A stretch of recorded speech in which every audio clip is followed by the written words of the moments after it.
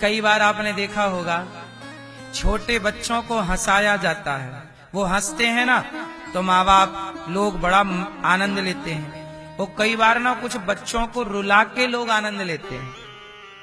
बोलो हाँ, चिटकोटी काट देंगे बच्चा रोएगा, उसे चिढ़ाएंगे बच्चा रोएगा, तो वो रोता है ना तो भी कुछ लोग आनंद लेते हैं कि भाई बच्चा, चिढ़ाते हैं। बोलो हाँ। तो बच्चे हंसते हैं, हंसने में भी सुख लेते हैं माँ बाप, बच्चे रोते हैं रोने का भी सुख लेते हैं माँ बाप। ऐसे भक्त के हंसने, भक्त के रोने का, दोनों का सुख भगवान लेते हैं। इसलिए सम्मान मिल जाए तो कृपा, अपमान मिल जाए तो कृपा, जीवन मिले तो कृपा, मृत्यु मिले तो कृपा, यश मिले तो कृपा, अपयश मिले तो कृपा, हानि मिले तो कृपा, लाभ मिले तो कृपा। जो हर परिस्थिति में कृपा का अनुभव करता है वही भक्त होता है। वही भक्त की परिभाषा, सीधी परिभाषा है भक्त की, जो हर परिस्थिति में कृपा का दर्शन करे, जो शिकायत ना हो। अब माधव दास जी ने शिकायत थोड़ी की कि आपने पिटवा दिया। और ये कथा केवल माधव दास जी की नहीं, कितने भक्त हैं जिनकी खूब पिटाई हुई, नहीं हुई। और की तो छोड़ो, विभीषण की पिटाई हो गई। रावण ने जमाया लात। अच्छा, विभीषण को लात सही मारा कि गलत मारा रावण ने? हैं? क्यों? ठीक पड़े कि नहीं? ठीक पड़े विभीषण को। क्यों? क्योंकि बिना लात खाए ये राम की शरण में जाते ही नहीं। कुछ लोग ठोकर खा के ही ठाकुर की शरण में आते हैं। ठोकर ना लगती तो विभीषण राम के पास नहीं आते। अच्छा, रावण बहुत समझदार है। रावण जान गया कि लंका आगे यही संभालेगा विभीषण, क्योंकि हम तो सब लड़ मर के चले जाएंगे, मोक्ष पालेंगे ना राम के हाथों। विभीषण बार बार रावण डांट रहा है, अपमानित कर रहा, जलील कर रहा, पर विभीषण जा ही नहीं रहे। विभीषण का भी लगाव लंका में था, अटैचमेंट तो था ही, वरना हनुमान जी जब आए थे समझाने तभी चले जाते कि हनुमान जी हमें भी ले चलो। नहीं नहीं, हम नहीं जाएंगे अभी, तो मना कर दिया। रावण बोला कि भाई ये तो जा ही नहीं रहा, कैसे जाएगा? तो बोले बातों से नहीं जा रहा है, लातों से जाएगा। तब रावण ने एक लात जमाई, और विभीषण जब लात खाए तब रावण जब ही विभीषण त्यागा, भयऊ विभव बिनु तब ही अभागा।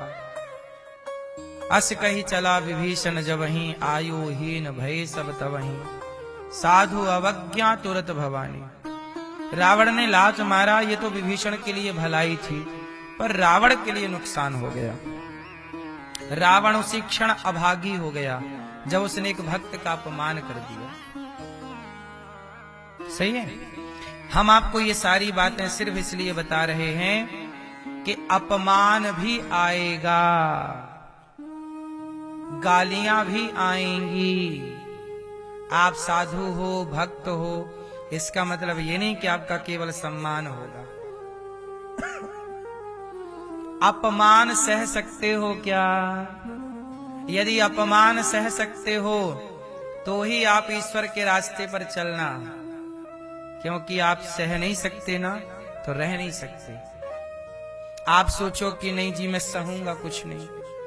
भागवत जी में एक कथा है, आखिरी में एक ब्राह्मण की। वो ब्राह्मण बड़ा कंजूस था, ना पूजा करता ना पाठ करता, पैसा जोड़ता, और उसकी कंजूसी से उसकी पत्नी और उसका बेटा हो गया परेशान। ना पत्नी बेटा को कपड़ा देता, ना खाने को, बस जोड़ जोड़ के रखता, सब जगह ताला ताला, पैसा बहुत था। वो खाता क्या? बासी रोटी। पत्नी को एक साड़ी पहनाता सालों तक, वो बच्चे को भी ना दे।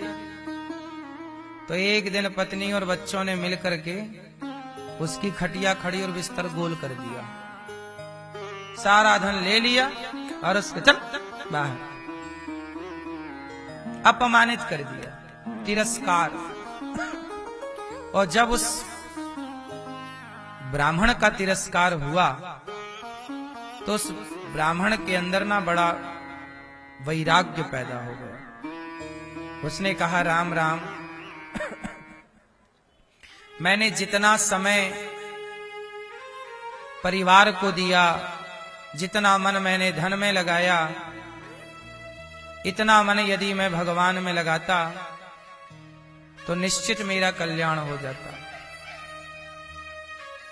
और इसके बाद तो उसने अपने को ऐसे ईश्वर से कनेक्ट किया, जोड़ा, भगवान में ऐसा समर्पण किया कि उसका समाज में खूब अपमान हुआ। लोग उसे कंजूस कंजूस कह के बुलाते, यहां तक कि जब वो लेटता सोता तो लोग उसके ऊपर मूत्र कर देते। जब वो बैठता ना कहीं तो कुछ लोग जाके उसके ऊपर लघु शंका कर देते, उसके ऊपर मलमूत्र फेंक देते, मारते, मल से मारते उसे। इतना अपमान, लेकिन उसने एक बार भी किसी को कुछ नहीं कहा। सारा अपमान सहता गया और सहने से क्या हुआ, वो बिल्कुल निर्मल हो गया।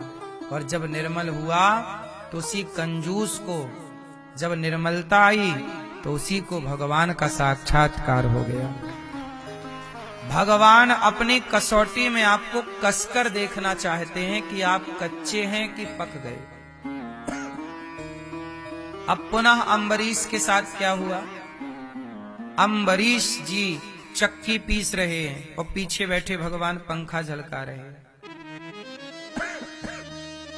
अम्बरीश जी ने कहा, प्रभु मुझे पापी ना बनाइए। भगवान बोले, मैं कहां जाऊं, किसकी सेवा करूं, तुम्हारी करूंगा, तुम करो। अम्बरीश जी भोग लगाएं, भगवान हाथ से ग्रहण करें।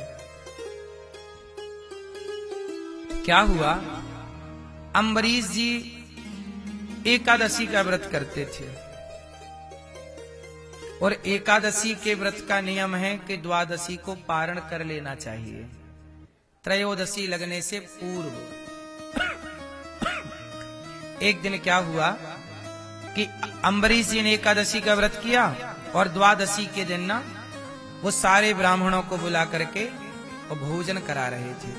एकादशी का भी कुछ नियम है, नियम तो बहुत सारे हैं पर मैं कुछ कह दूं आपसे। एकादशी के दिन ना सवेरे जल्दी जाग जाना चाहिए, दिन भर भगवान का कीर्तन, भगवान का चिंतन करना चाहिए, पूरा दिन भगवान के नाम समर्पित करना चाहिए। भूख लगने पर हल्का सा फल खा सकते हैं, निराहार भी कुछ लोग रहते हैं, कुछ फल इत्यादि का सेवन भी कुछ लोग करते हैं। तो जो आपके शरीर की सामर्थ्य हो वो आप कर सकते हैं। आप निर्जला रहना चाहें, कुछ खाना चाहें तो फल का सेवन कर सकते हैं और बड़े प्रेम से दिन भर आप भगवान का कीर्तन भजन सुमिरन में लगाइए। अगले द्वादशी के दिन आप क्या करिए, अम्बरीश जी ने ब्राह्मणों को भोजन कराया। पहले ब्राह्मणों को, कन्या को भोजन कराओ, एकादशी के बाद द्वादशी को किसी को भोजन कराओ, ब्राह्मणों को भोजन कराओ। और ब्राह्मणों को भोजन कराया अम्बरीश जी ने कि तभी क्या हुआ, दुर्वासा जी आ गए। दुर्वासा जी आए तो अम्बरीश जी ने कहा, महाराज आप भी प्रसाद पालो। तो दुर्वासा जी बोले, मैं स्नान करके आता हूं। वो स्नान करने चले गए। तब तक क्या हुआ, द्वादशी तिथि खत्म हो रही थी और त्रयोदशी तिथि का आगमन हो रहा था। कई बार तिथि की हानि हो जाती है, कम समय के लिए तिथि आती है और दूसरी तिथि आकर के लग जाती है। उस दिन भी यही था कि द्वादशी की हानि थी, कम टाइम पे द्वादशी जा रही थी और सीधा त्रयोदशी आ रही थी। अब दुर्वासा जी लौटे नहीं और संत को भोजन कराए बिना भोजन कैसे करें। तब ब्राह्मणों के परामर्श से द्वादशी को पारण करना आवश्यक है, तो अम्बरीश जी ने क्या किया, भगवान श्री शालिग्राम भगवान का चरणामृत ग्रहण कर लिया। क्या ग्रहण कर लिया? चरणामृत। और जैसे ही चरणामृत वो पिए कि दुर्वासा जी सामने से आ गए।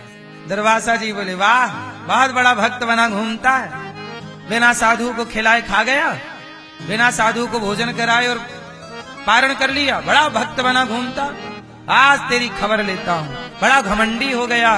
अब अम्बरीश जी शांत खड़े, वो साधु कर रहे हैं क्रोध। एक बाल उठाया दुर्वासा जी ने, एक बाल निकाला अपनी जटा का और बाल निकाल के जमीन पर पटक दिया, तो एक कृत्या नाम की राक्षसी पैदा हो गई। एक कृत्या पैदा हुई और वह अम्बरीश को खाने के लिए दौड़ी कि तूने साधु का अपमान किया है, आज तुझे खा जाऊंगी। और जैसे ही वहां कृत्या दौड़ी, अम्बरीश जी के रक्षा में सुदर्शन भगवान थे। जैसे ही कृत्या गई, सुदर्शन भगवान ने तुरंत कृत्या को जलाकर समाप्त कर दिया। और जब कृत्या जली तो सुदर्शन भगवान को आया क्रोध, और सुदर्शन भगवान दौड़े किसको जलाने? दुर्वासा जी को। अब दुर्वासा जी की ओर सुदर्शन भगवान चक्र, अब दुर्वासा जी दौड़े, बचाओ बचाओ, कहां जाएं? हे शंकर जी आप बचाओ। शंकर जी के पास गए कैलाश। शंकर जी बोले, बाहर रहो, अंदर मत घुसना, चलो चलो बाहर। ब्रह्मा जी बचाओ, ब्रह्मा जी बोले बाहर रहो, सुदर्शन से हम नहीं बचाएंगे आपको। तब कहां जाएं? तब भगवान नारायण, चक्र किसका है? भगवान श्रीमन नारायण, नारायण के पास गए। हे प्रभु रक्षा करें, हे प्रभु रक्षा करें। भगवान बोले, दुर्वासा जी आइए। क्या हुआ? बोले, आपका चक्र लगा है, पहले शांत करिए, वो जला रहा है हमें, जरा शांत करिए, हम मर जाएंगे, बाद में हम बताएंगे क्या हुआ, पहले। भगवान बोले, क्षमा करिए दुर्वासा जी, आपने हमारा कुछ बिगाड़ा होता तो चक्र जरूर शांत हो जाता, लेकिन आपने हमारे भक्त का बिगाड़ा, आपने हमारे भक्त का तिरस्कार किया है। आप हमें अपमानित कर दो दुर्वासा जी, हम सह लेंगे। आप हमें गाली दे दो, सह लेंगे। आप हमें लात मार दीजिए, सह लेंगे। पर आप हमारे भक्त का अपमान करेंगे, हम तनिक बर्दाश्त नहीं करेंगे। हम तो भक्तों के दास हैं। भगवान बोल रहे हैं, अहम भक्त पराधीन ये दारागार पुत्राप्तान प्राणान वित्तमिमं परम हित्वा माम शरणम याता कथम तांस्तु मुत्सहे। जिन भक्तों ने हमारे लिए अपनी पत्नी, अपना पुत्र, अपना परिवार छोड़ा है, उन भक्तों को दुर्वासा जी हम कैसे छोड़ सकते हैं? जिन्होंने दिन रात केवल हमें स्मरण किया है, जिनका हमारे सिवा कोई नहीं है, ऐसे भक्तों को दुर्वासा जी हम कैसे छोड़ सकते हैं? आपने हमारे भक्त का तिरस्कार किया। अहम भक्त पराधीना यस्वतंत्री वध्वजा। जाओ, यदि हमारा भक्त माफ कर दे आपको तो आपकी माफी है, वरना आज आपकी मृत्यु निश्चित, कोई नहीं बचा सकता। जाओ। अब दुर्वासा जी दौड़े दौड़े दौड़े, सब देवता, सारी धरती दुनिया देख रही है, दुर्वासा जी भागे भागे फिर रहे। ये दुर्वासा जी भी छोटे मोटे साधु नहीं है, बहुत उच्च कोटि के साधु हैं, उच्च कोटि के भक्त हैं। पर ये लीला भगवान करा रहे हैं, दुनिया को मैसेज देना चाहते हैं, शिक्षा देना चाहते हैं। दुर्वासा जी गए अम्बरीश जी के आगे, अम्बरीश के आगे हाथ जोड़े। जैसे ही हाथ जोड़े, अम्बरीश जी चरणों में गिर पड़े। हे महात्मा जी, हे दुर्वासा जी, हम तो आपके दास हैं। दुर्वासा जी बोले, अम्बरीश हमें माफ कर दो, हमने तुम्हारा अपमान किया, जल्दी सुदर्शन को क्षमा करवाओ, सुदर्शन को रुकवाओ। तुरंत अम्बरीश जी ने सुदर्शन भगवान की स्तुति की। हे प्रभु, यदि ये दास अम्बरीश भगवान का छोटा सा दास है और प्रभु हमारी सेवा भक्ति से यदि प्रसन्न है, तो हे सुदर्शन भगवान आप शांत हो जाइए। यदि मैं प्रभु का दास हूं तो आप शांत हो जाइए। यदि मेरा प्रभु के सिवा कोई नहीं है तो आप शांत हो जाइए। यदि प्रभु मुझे अपना मानते हैं तो आप शांत हो जाइए। सुदर्शन भगवान शांत हो गए। दुर्वासा जी जान बची। दुर्वासा जी ने प्रणाम किया, अम्बरीश जी ने प्रणाम किया। और ये कथा समाज को मैसेज देती है कि भगवान को लात मारोगे तो कुछ ना होगा। भगवान को लात किसने मारी? भगवान को लात किसने मारी? भृगु ऋषि ने। भृगु जी ने भगवान की छाती पे लात मारी तो भगवान ने क्या किया? भृगु जी के पांव पकड़ के बोले, भृगु जी आपके चरण बड़े कोमल हैं, हमारी छाती बड़ी कठोर है, आपको चोट तो नहीं लगी? ऐसा कह रहे हैं भगवान। लात खाके ऐसा कह रहे हैं, आपको चोट तो नहीं लगी? भगवान कहते हैं हमें लात मारो, चलेगा। लेकिन रावण ने विभीषण को लात मार दिया, सर्वनाश हो गया कि नहीं रावण का? भगवान कहते हैं मुझे मार दो, मुझे गाली दे दो, चलेगा, पर भक्त का अपराध मत करना। भक्त का अपराध करोगे तो भगवान कभी क्षमा नहीं करेंगे।